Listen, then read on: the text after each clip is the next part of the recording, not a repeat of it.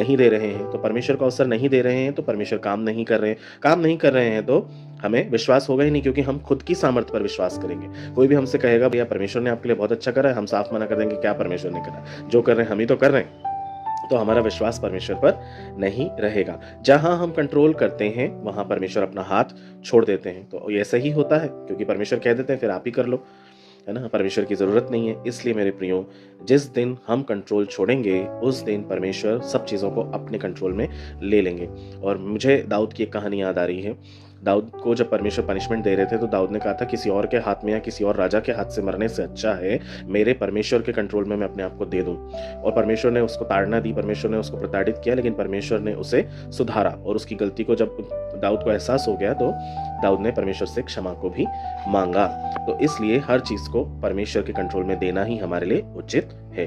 दूसरी चीज है भविष्य का डर। हम भविष्य के डर को भी अपने कंट्रोल में रखना चाहते हैं, जो कि ये पॉसिबल नहीं है। Can you control over the fear of your future? Can you control your future? No, you can not. मत्ती 6 में क्या लिखा है परमेश्वर ने?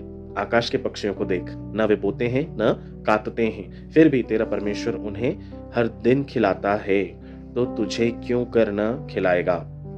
इसलिए कल की चिंता मत कर, कल की चिंता अपने आप कर लेगा। सिंपल सी एक शिक्षा उन्होंने दी है कि चिंता मत करो। चिंता करने से तुम अपने बालों को सफेद होने से भी नहीं रोक सकते हो। हमारे सिर के बाल तक परमेश्वर ने गिन के रखे हैं, तो सोचो उसको कितनी चिंता होगी, कितना वो हमारा ध्यान रखने वाला परमेश्वर है। उसे चिंता है तभी तो उसने हमारे उद्धार के लिए अपने इकलौते बेटे को दे दिया। आप दे सकते हैं, मैं दे सकता हूं, शायद बहुत मुश्किल होगा, लेकिन उसने दे दिया कि जो कोई भी उस पर विश्वास करेगा वो नाश नहीं होगा।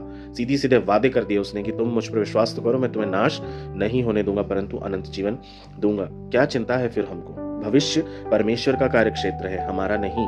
हमारा कार्यक्षेत्र वर्तमान है, हमें अभी यहाँ काम करना है। आज हम विश्वास करेंगे तो कल उसके परिणाम को हम देखेंगे, क्योंकि उसकी कार्यभूमि भविष्य है। डर हमारी आज की शांति, आज के आनंद और आज की खुशी को चुरा लेता है। हमें पता ही नहीं है अगले पल हम इस दुनिया में है या नहीं है, तो हम क्यों डरें? हम किससे डरें? इससे अच्छा है कि हम बिना डर के आज के समय को खुशी से जिएं और परमेश्वर के हाथ में हमारे भविष्य को सौंप दें। वो अपने बाइबल में क्या लिखा है?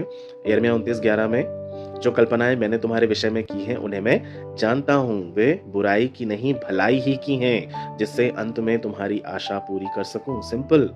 सिंपल वर्ड्स में परमेश्वर ने कह दिया है कि मैं जानता हूं मैंने जो तुम्हारी कल्पनाएं की हुई हैं भविष्य के लिए, ठीक है, ताकि मैं तुम्हें एक भविष्य, सुंदर भविष्य दे सकूं। तो हमारे हाथ में कुछ नहीं है मेरे प्रियो, उसके हाथ में हमें दे देना है। परमेश्वर के सामने अपने भविष्य की चिंता को छोड़ दो, क्योंकि भविष्य पहले ही से उसके हाथों में है और मसीहियों का भविष्य सुरक्षित है। Praise the Lord.